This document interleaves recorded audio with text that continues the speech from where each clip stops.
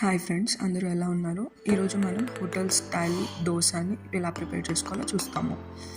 అందుకు మనం ముందుగానే ఒక బ్యాటర్ని ప్రిపేర్ చేసుకోవాలి. దీనికి మనం ఒక బౌల్లో 1 కప్ మినపప్పుకి 3 cups rice and 1/4 cup chana dal, కొంచెం మెంతులు వేసి బాగా కడుక్కోవాలి. అవి కడుక్కున్నాక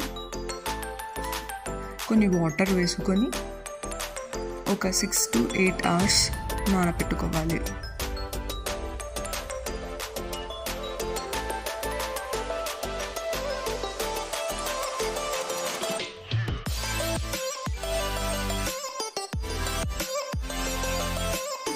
సో ఇప్పుడు మనం నానబెట్టుకున్న బియ్యం మినపప్పు మిశ్రమాన్ని ఒక మిక్సీ జార్లో వేసుకొని మెత్తని పేస్ట్లా చేసుకొని ఒక గిన్నెలో వేసుకోవాలి.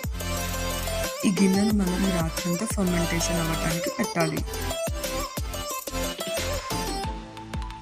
ఇప్పుడు నెక్స్ట్ డే మార్నింగ్ మనం పిండిని చూస్తే ఎంత బాగా ఫర్మెంట్ అయ్యిందో కదా. సో దీంట్లో మనం కొంచెం ఉప్పు, కొంచెం వంట సోడా, కొంచెం నీళ్లు వేసుకొని బాగా మిక్స్ చేసుకోవాలి.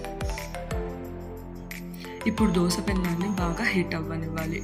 అది బాగా హీట్ అయ్యాక వీడియోలో చూపించినట్టుగా పలుచని దోశగా వేసుకోవాలి.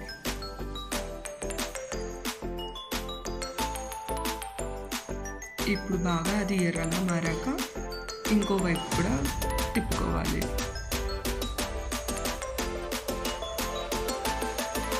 అంతే, ఎంతో రుచికరమైన tasty crispy hotel style dosa ready.